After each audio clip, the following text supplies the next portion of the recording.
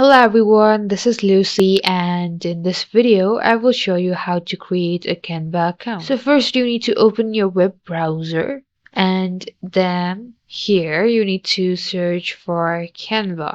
So you just need to click on this canva.com at the top and you'll be taken to the official website of Canva. After that, you just need to click on sign up button at the top right corner of the page, and you will be given several options here. So you can sign in through your Google, Facebook, email, and there are other several like Microsoft, Clever, email, your work email, and also your mobile number. So I'll just go ahead and create my Canva account with my Google. I will just click on the Gmail account from which I want to create my Canva account. Then just click on continue and you have successfully created a Canva account. So it will ask you what you're using your Canva for. You can just click on the one reason